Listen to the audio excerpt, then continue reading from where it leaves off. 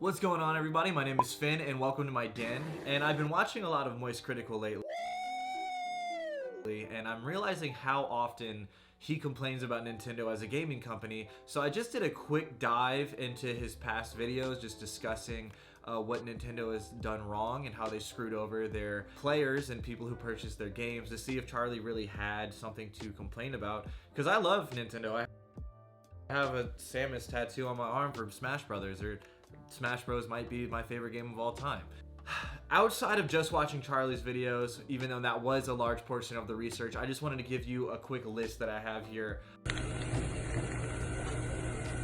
Discussing all the times, not every time, but a lot of times that Nintendo has fucked up and screwed over the people that have bought their games for doing nothing more than loving the content that they put out for them to enjoy. Especially if they thought you were playing it early,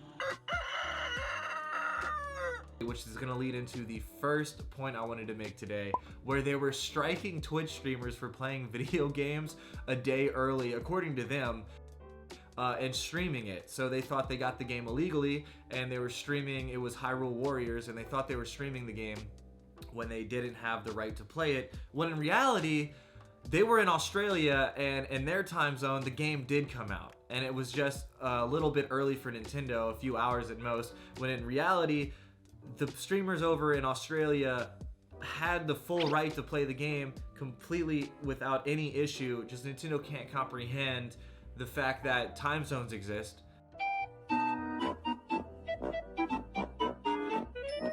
And that in this day and age, whatever time you're in, if you're across the world, they're not going to be living in that, and they can't wrap their peanut brain around it. So that's one of the things that silly little Nintendo did that I wanted to start off with. Speaking of striking, back in the old days, Nintendo, this is like around era 2015, 2014, when Mario Kart 8 was just coming around, they would strike down complete channels and videos just for having the soundtrack in a video that you might be using. So it doesn't have to be gameplay, which they also strike down. Yeah, it doesn't even have to be full footage of playing the game. It just can't be any audio from the game, or they'll try to take your entire channel down. So Nintendo really supports people sharing love for what they put out. Absolutely. Okay, we're gonna restart. The next point that I wanted to make that was fairly recent, during COVID, so about 2 years ago, and you already know this is gonna hit home for me because I have the Smash tat, as I've shown earlier, the whole shebang. You know, big fan. Before the pandemic, there was a Smash tournament, which included Melee, Ultimate, the whole shebang, called the Big House Tournament. And during the pandemic, we couldn't have that tournament due to obvious reasons of like a big group of people can't come together. So the community came together and decided to host an online tournament.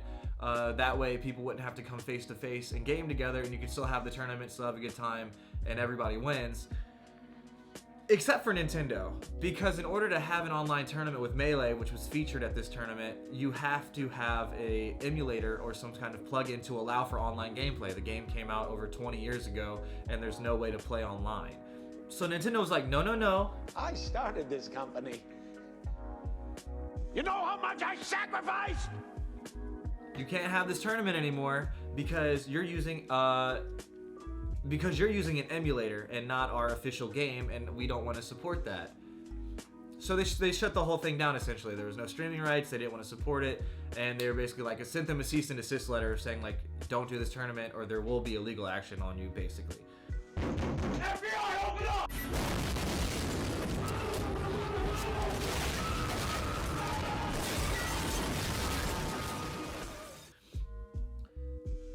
Which I suppose they do have full right of doing, but it just really shoots himself in the foot because the Melee is over 20 years old. They're not missing out on sales by not allowing them to have this tournament. But according to Nintendo, you know, it's not, you know, no, it's not us, that's not our full game. Oh no, you can play it online. People can actually see a game that we made 20 years ago and you're playing it online with other people around the world. That could be terrible publicity for us. I can't wrap my head around it. It doesn't make any sense to me. And they really just shit on the whole Smash community, which helps go into the next point, actually. Obviously, from what I just said, Nintendo isn't really eager to support the Smash community or any competitive game they put out's community, which was a surprise when they decided to shell out a grand total of $25 hosting an official Splatoon tournament right after they screwed over the Super Smash Bros. Community. They're like, you know what? Maybe to show them that we don't hate all of our gamers competitively, we're just gonna host a tournament and give them $25 whole, which is like a lot of smackaroos. Noah! Larry, what the hell are you doing? Larry, you can't just... Oh, Larry! Oh, are you alright? How dare... If you think about it, you might be able to afford a coffee on the airplane trip you had to take to get to the tournament they were hosting. And since this was so recent after they screwed over the Melee community, the Splatoon community came together to kind of hurrah and help up the Smash players that got screwed over, and a lot of their team names revolved around #SaveMelee, #FreeMelee, things of that nature. And Nintendo didn't like that, so they revoked all of the streaming rights to the Splatoon competition that they wanted to put on just because they wanted to support the Smash gamers. Taking away the streaming rights didn't necessarily kill the event, but it did kill the event. Like, there was no hype around it anymore. Nobody could watch it. It was really just people keeping up to date if they wanted to online with, like, you know, text and things like that. No one could actually watch the event. And the kicker is, the people that still went to the event and won first place claims that he had never even received the $25 that Nintendo had promised to win the game. Not even $25, not dollars, but in-store credit on their shitty service that they provide that you have to pay for anyway. So good on you, Nintendo. You just keep lowering the bar for yourselves, and that is amazing. Next one is a little bit more upsetting. As you all know, Etika, who had passed away. So Etika was a really big Smash enthusiast. He was a streamer. He was really well liked around the community. Unfortunately, we lost him in 2019. And for his death, for a memorial, a guy named Captain Alex decided to start designing custom Joy-Cons, you know, dedicated to Etika. And he was selling them to people who wanted them. So with the custom Joy-Cons, all of the proceeds were going to charities. And of course, Nintendo had to come in and shit on everybody's, like, feel good to a bitter end story, and send them a cease and desist letter as well. So they were trying to sue the person that was trying to do something positive with something so negative that had happened. So fun fact about Nintendo games is there's really no way to actually legitimately listen to their soundtracks without just playing the game, which is kind of annoying. Nintendo always makes bangers, which I will openly admit, but there's no way to really listen to them without loading up the game and just like playing the soundtrack while you're sitting there watching TV. So some YouTubers take the music from Nintendo's games and upload them to YouTube so people can enjoy it. With basically, there's no way to listen to the soundtrack for certain games legally or legitimately without just playing the game, which is kind of annoying. Sometimes you just want to listen to music lounge and enjoy it without playing a game. So certain YouTubers upload the soundtracks from games and let people enjoy Nintendo's great work.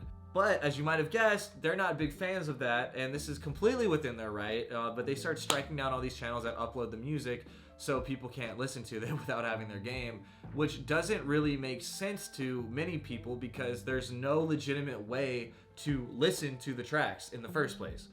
I would understand if Nintendo's like, oh no, fuck you guys, you're not gonna get this music for free, we're uploading it ourselves, you can buy it from our store if you want to listen to it, but outside of that, no, don't upload it, we're gonna take it down, we're gonna strike you, we're gonna send you cease and desist, whatever we have to do, which is really upsetting when you're trying to just listen to a soundtrack. So they're just kind of, once again, just shitting on their own community that wants to listen to the great works they do, and they're just not letting them in the first place.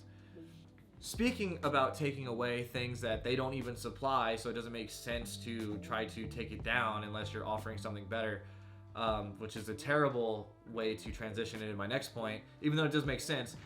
They're taking down ROM sites that like offer up emulators for old classic NES games, SNES games, that really there's no legitimately way to play them otherwise. There's no option, like, unless you, I guess, fully purchase an NES that's like 40 years old now or whatever. I'm gonna get quoted on that. Oh jeez. Okay, 83. Essentially, these emulated sites let those games not just fall away to memory. There's actual ways to play them, and Nintendo does offer certain emulated games on their store online, on the Switch, etc., but they don't offer even like half of their catalog on that game. So these sites are basically preserving gaming history, and taking them down is just stripping away the hard work that your old devs made, the memories that gamers enjoyed from the 80s, and it's just really kind of heartbreaking that they're trying to strip that away from us as well.